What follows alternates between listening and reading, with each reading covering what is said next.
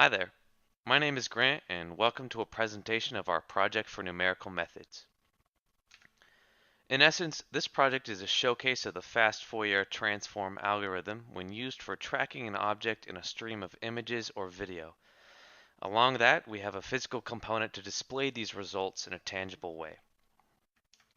More specifically, when faced with a given backdrop and a given object of high contrast to said backdrop, how does one track the motion of that object within a monitored frame? Additionally, how does one show physical proof that that object is being tracked?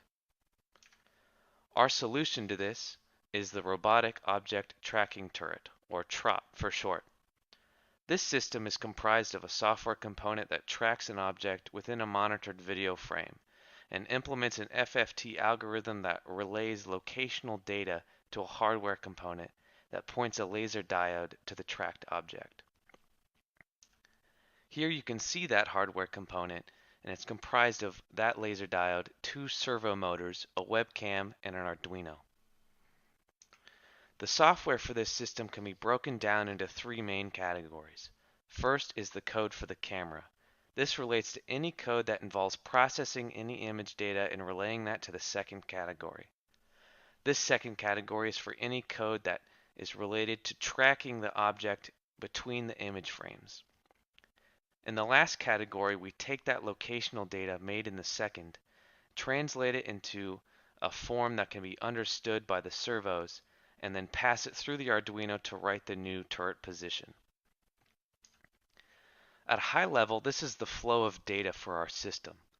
It all starts with image data captured by the camera that is then passed and processed by the main object tracking code.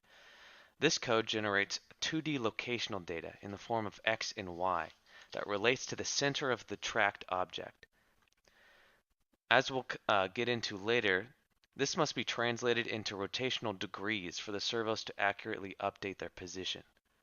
Once these coordinates are converted, they're passed through the Arduino and then written to the servo motors that moves the laser to point at the center of the object.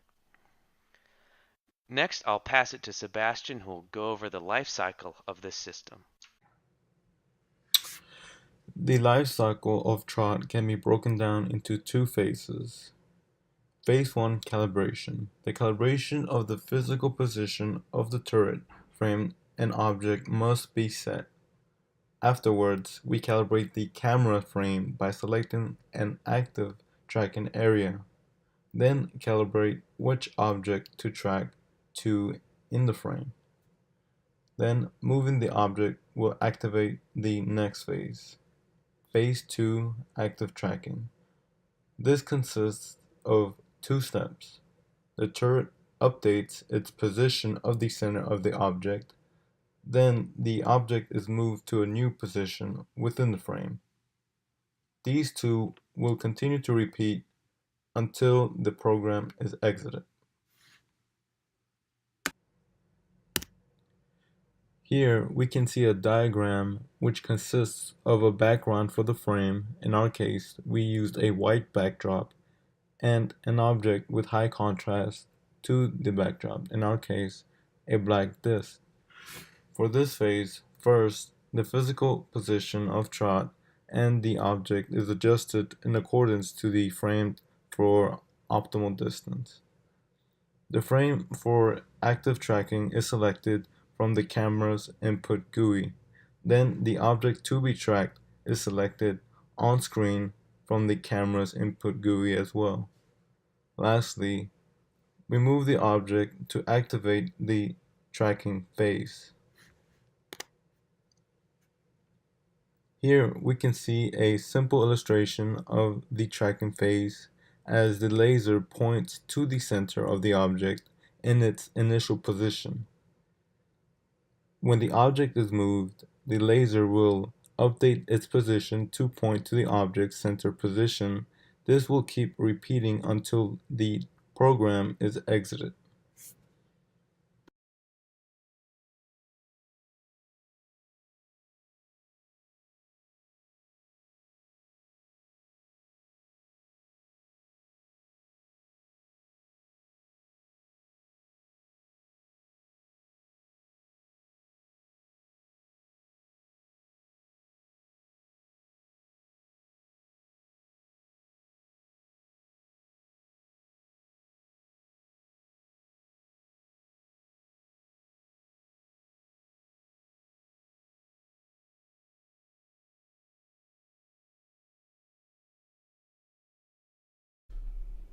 the initial part of the video, you can see me first selecting the area in which the object will be tracked in, and then selecting the object that we are tracking itself. In this case, it's a black ball on a sheet of paper.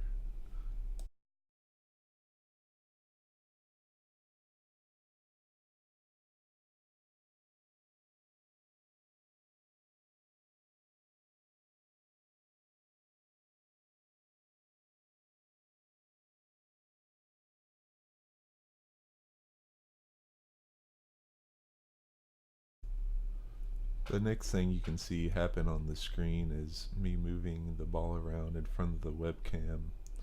You can somewhat make out that the laser is tracking the ball here, as well as maybe notice a small white crosshair that's following the center of the ball that the program finds.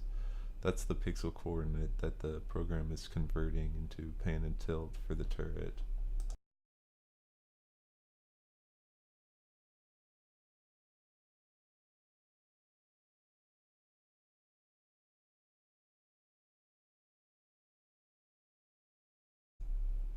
Here you can see the basic construction of the turret. It's fairly simple, just two servo motors, one for pan and tilt, and a laser. And servos are then connected to an Arduino, which is receiving serial data that gives it the pan and tilt data.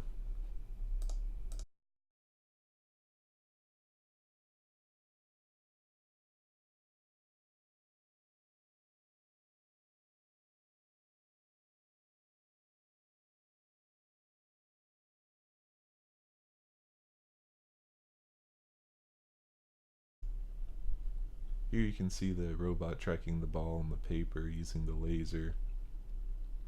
You might see in a few parts that the laser isn't completely on the ball or somewhat slightly is outside of it. This is somewhat due to the fact that the servos we are using aren't exactly precise, and it's hard to get a precise degree movement on them. Also, you can see me in a few spots move the ball away from the box and then move it back in where the laser is able to find the ball again.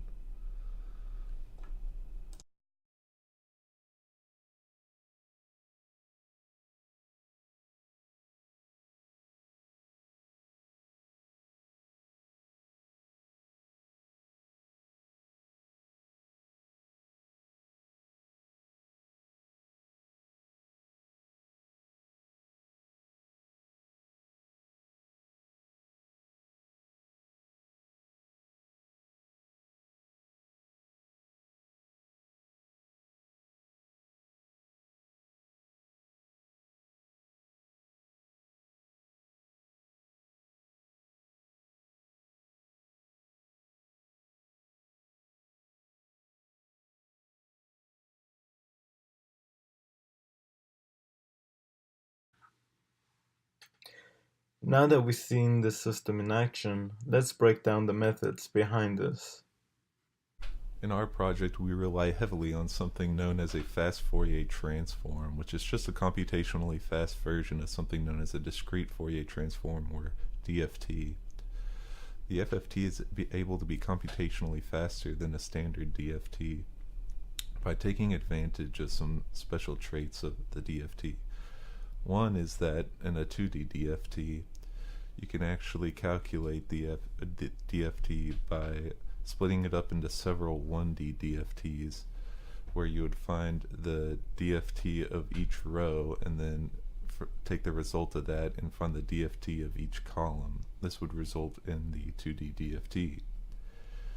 The other trait we can take advantage of is the trait of symmetry within a 1D DFT, where you're able to take all the even index points and find the DFT of that, and then all the odd index points and find the DFT of that, and then recombine them as shown in the image on the right. This can be done recursively over and over again with each resulting split until you have size of 2, and then you can recombine them all in order to get the resulting finished DFT. This is considerably computationally faster, as the original version of the DFT only has a runtime of big O n squared, whereas the FFT has a runtime of n log n, which is considerably faster. We can then combine these two traits to apply the FFT to each individual DFT needed for the 2D DFT, which results in the 2D FFT. This allows us to have the same runtime as in the one-dimensional FFT. The resulting FFT can then be used to calculate something known as phase correlation, which allows us to know, in our case, how much the object that we are tracking has shifted by within the image, which will allow us to calculate the new location of the object. Our conversion algorithm starts with finding the maximum pan and tilt to define the range of the movement by servos that help us prevent damage to servos by having them turning too far. In order to find the maximum pan and tilt, we need to know the height and width of the frame and the distance to the camera, and we are assuming this distance is fixed for each trial. Then we need to drive the scale ratio between pixels and the actual sizes of the frame to be able to convert the pixel location of the object in the image to its physical location or physical coordinates. The next step is to find pan and tilt of the object so the laser can locate the object, which is done in a very similar way that we find the maximum pan and tilt using the trigonometric functions. So basically, to find a pan, we need we get the arctangent of the x coordinate divided by the distance to the camera, and the tilt is the arctangent of the y coordinate divided by the adjacent line. We also need to modify these values because there is some offset, which is due to the different positions of the camera and the laser, and also another reason for this modification is that the center of the frame is considered to be 90 degrees in both directions.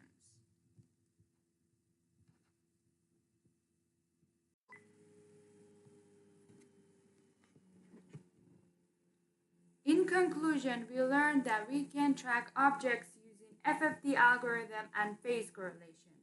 Although there are some limitations to our implementation, such as tracking one object when there are multiple objects present, hardware limitations such as servers not being very precise, and finally, difficulties tracking objects that do not have a good binary contrast, still our projects serve as an important introductory step into gaining a better understanding of the object tracking problem, which has extended real-world applications such as video surveillance and human-computer interactions. As far as the future phases of this project and how it can be improved, we can find ways to overcome the limitations we described and to implement machine learning algorithms and train models so that a robot can recognize certain objects and track them only. With that said, our presentation is complete, and thank you for watching this video.